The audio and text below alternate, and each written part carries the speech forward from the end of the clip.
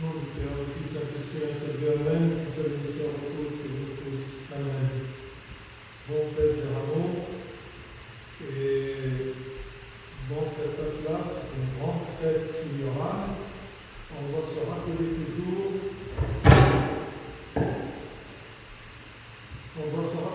De l'objectif, de but de l'incarnation du Christ et de sa rédemption. Pourquoi il s'est incarné, pourquoi il a préparé, il a planifié la rédemption, c'est tout simplement pour que nous ayons une vie éternelle au sein du Père. C'est ça le but. Il nous prépare pour avoir une place à la vie éternelle près du Père. Et vous avez entendu aujourd'hui que quand il s'est rapproché de Jérusalem, c'est écrit comme il approchait de la ville, Jésus, en la voyant, pleura sur elle. Et dit, si toi aussi, au moins, en ce jour qui t'est donné, tu connaissais les choses qui appartiennent à ta paix, mais maintenant, elles sont cachées à tes yeux. En se rapprochant de Jérusalem, en se rapprochant de chacun de nous, parce que chacun de nous est Jérusalem, vers laquelle le Christ vient pour la préparer pour la vie éternelle. Il se rapproche de chacun de nous, et parfois, en se rapprochant de nous, il pleure sur chaque âme qui refuse d'accepter et de comprendre pourquoi il est là. Il est là pour les choses qui appartiennent à notre paix, à la paix de chacun. Quelles sont ces choses qui appartiennent à notre paix? Eh bien, c'est la purification. Il est venu pour nous purifier, pour nous donner le pardon, pour nous donner la filiation au Père Céleste, pour nous donner la justification auprès du Père, pour nous donner le salut. Tout ça, ce sont des choses qui appartiennent à notre paix, à avoir cette paix entre Dieu et l'homme. Dieu est venu pour ça. Il veut rentrer à Jérusalem, à chaque âme parmi ses fidèles. Mais il pleure sur l'âme qui refuse d'accepter. Ainsi, le Christ pleure alors sur chaque Jérusalem, chaque personne, chaque âme qui refuse de comprendre, d'accepter l'œuvre du Christ Sauveur qui vient pour nous donner la paix et le salut dont on a besoin. Ceux qui précédaient, c'est écrit, ceux qui précédaient et ceux qui suivaient Jésus criaient « Hosanna au Fils de David, béni soit celui qui vient au nom du Seigneur, Hosanna dans les lieux très hauts. » Hosanna, c'est-à-dire « Sauve-nous ». Cries-tu comme eux? Eux, ils criaient. Mais quand c'est écrit, eh bien, les choses qui appartiennent à leur paix, eh bien, elles étaient cachées à leurs yeux. Ils criaient parce qu'ils comprenaient mal la venue du Christ à Jérusalem. Ils ont cru que c'est un sauveur politique, c'est un sauveur qui va nous libérer des problèmes de la vie. Il va nous faire une vie rose, on n'a pas de problème, on n'a pas un occupant romain. Ils ont cru ceci. Et ils criaient. Jésus, par sa présence, sûrement il a su qu'il sera reçu de cette façon-là, mais malgré ça, il a pleuré, parce que les gens ne savaient pas les choses qui étaient pour leur paix. Cries-tu alors dans ces gens-là, ou plutôt tu cries, pour recevoir le Christ dans ta Jérusalem, mais en voyant les choses qui appartiennent à ta paix. Laisse le Christ tout simplement établir cette paix-là entre toi et Dieu. Tu dois connaître ça, tu dois te rappeler de ça. Tu dois commencer à accepter Dieu en lui criant Hosanna, viens, sauve-moi, entre dans ta Jérusalem, entre en moi. C'est comme c'est écrit comme une prophétie selon le livre de Osée. C'est écrit mon peuple est détruit parce qu'il lui manque la connaissance. Connais-tu l'objectif de Dieu? Connais-tu pourquoi il est venu pour entrer à ta Jérusalem, à ta vie, à ton cœur, à ta pensée?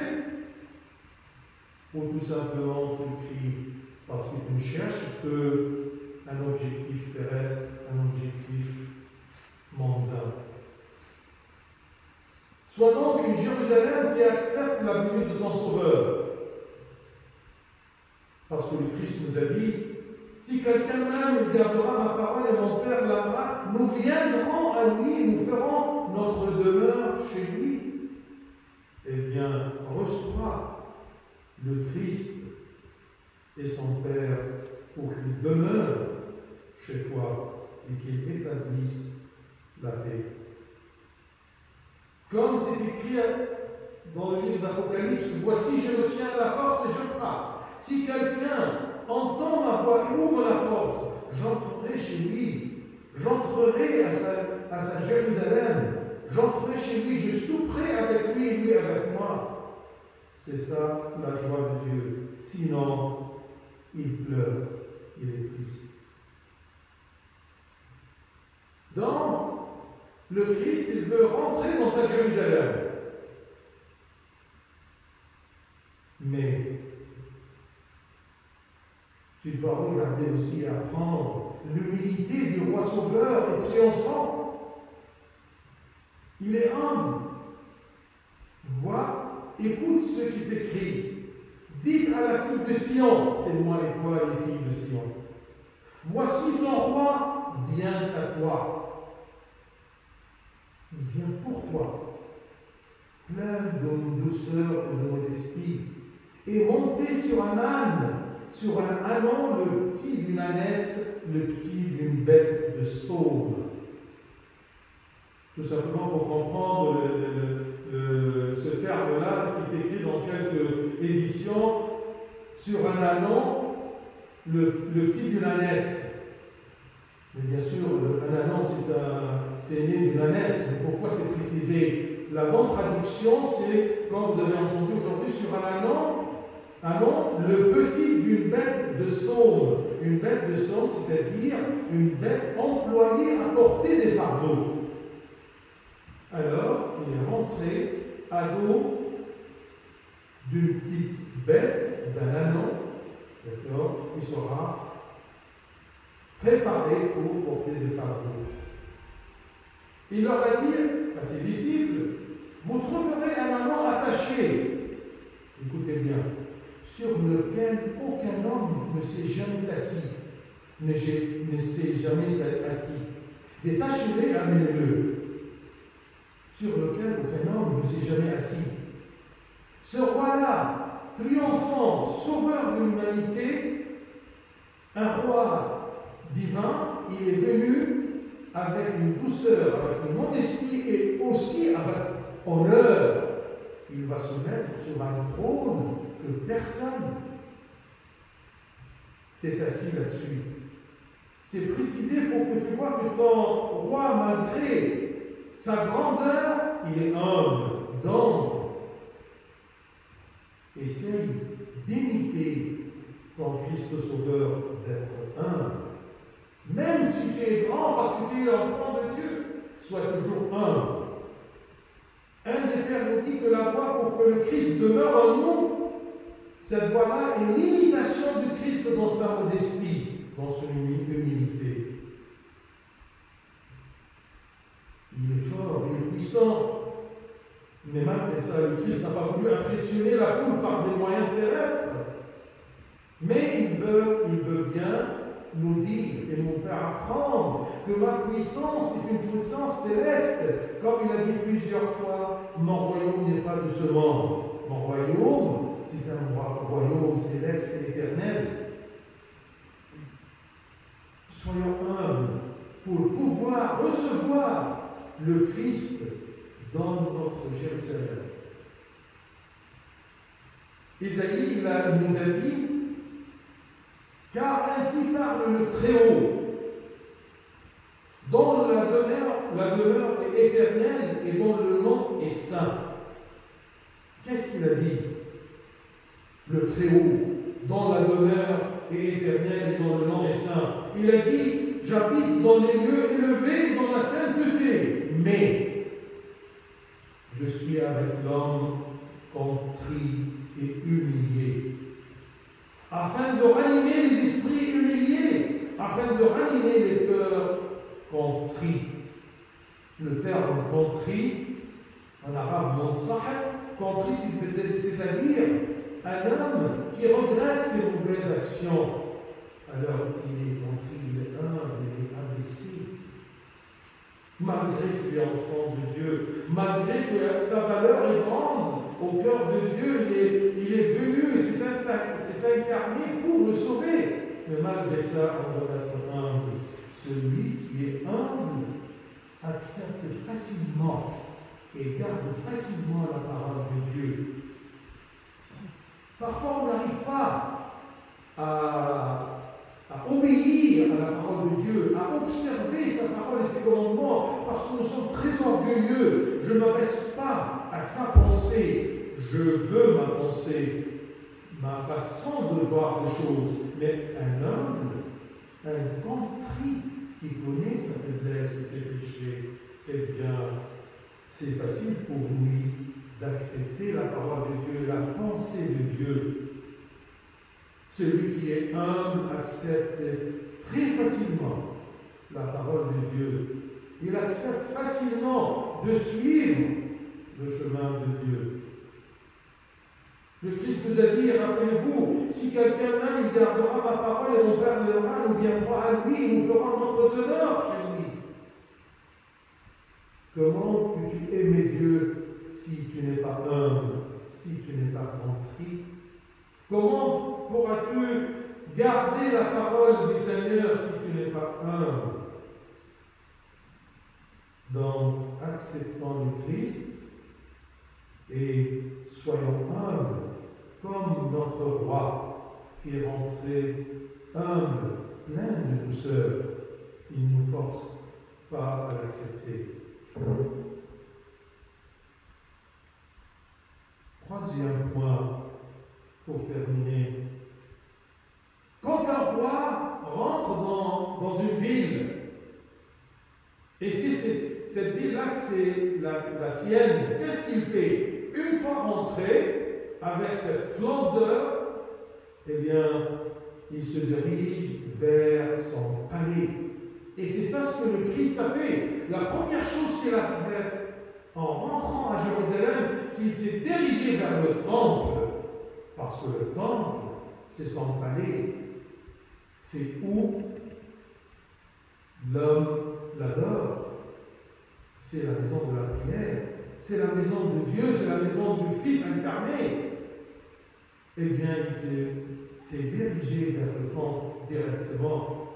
Alors, quand il veut rentrer dans ta Jérusalem, dans ta vie, la première chose qu'il vise, le premier endroit qu'il veut y rentrer, y pénétrer, c'est ton cœur, le palais du Christ.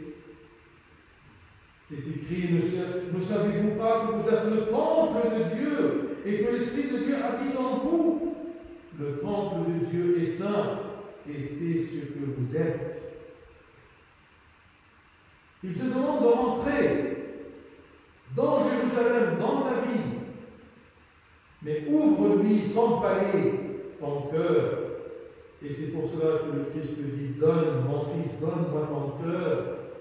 C'est là que je dois régner.